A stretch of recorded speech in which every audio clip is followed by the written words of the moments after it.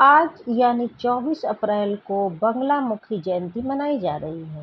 हिंदू मान्यताओं के अनुसार माँ बगलामुखी की उपासना करने वाले भक्तों को जीवन के हर क्षेत्र में सफलता और विजय प्राप्त होती है। माँ बगलामुखी के प्रकट होने को लेकर दो प्रमुख कथाएं प्रचलित हैं। पहली कथा के अनुसार एक बार एक राक्षस ब्रह्मा जी का एक महत्वपूर्ण ग्रंथ चुराकर पाताल लोक में छिप गया था।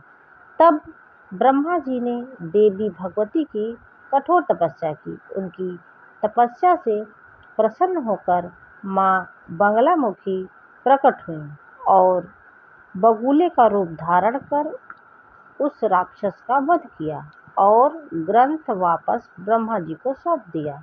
दूसरी कथा के अनुसार सतयुग में एक भयानक तूफान आया जिससे पृथ्वी के अस्तित्व पर खतरा मंडराने लगा।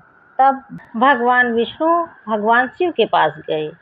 शिव जी ने बताया कि इस संकट से केवल आदि शक्ति ही बचा सकती हैं। इसके बाद भगवान विष्णु ने आदि शक्ति की तपस्या की।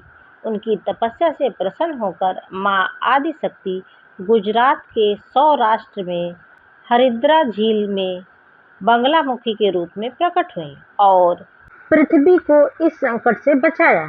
तो ये थी देवी बगलामुखी के प्रकट होने की कथा। तो आइए अब हम माँ बगलामुखी के पूजा के नियम को भी जान लेते हैं। हिंदू मान्यता के अनुसार माँ बगलामुखी की पूजा या फिर साधना किसी पवित्र स्थान पर किसी सिद्ध पुरुष के निर्देशन में करनी चाहिए। माँ बगलामुखी की पूजा करने वाले साधक को देवी की पूजा और उनके लिए व्रत आदि रखते समय ब्रह्मचर्य का पूरी तरह से पालन करना चाहिए तथा पूजा में पीले रंग का विशेष प्रभाव माना गया है। ऐसे में देवी साधना करने वाले साधक को पूजा के दौरान पीले रंग के वस्त्र धारण करने चाहिए और माँ बगलामुखी की पूजा में प्रयोग की जाने वाली अधिकांश सामग्री भी पीले रंग की होनी चाहिए। माँ बगलामुखी की साधना हमेशा गुप्त रूप से करनी चाहिए। माता की पूजा कभी भी खुले स्थान पर या फिर खुले आकाश के नीचे नहीं करनी चाहिए। देवी के इस दिव्य स्वरूप की साधना और उनके मंत्रों का जाप रात्रि के 10 से लेकर 4 बजे के बीच में ज़्यादा प्रभावी माना जाता है। बगलामुखी माता के मंत्रों का जाप हमेशा हल्दी की माला से करनी चाहिए। किसी भी प्रकार की समस्या का समाधान पाने या फिर शत्रुओं पर विजय प्राप्त करने के लिए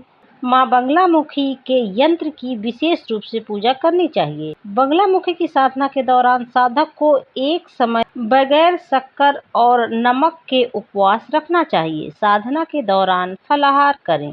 माँ बगलामुखी की जयंती वाले दिन नाखून, दाढ़ी एवं बाल न कटवाएं। वीडियो अच्छा लगा हो तो ज़्यादा से ज़्यादा लाइक करें, शेयर करें और यदि चैनल पर नए हैं तो सब्सक्राइब भी अवश्य करें।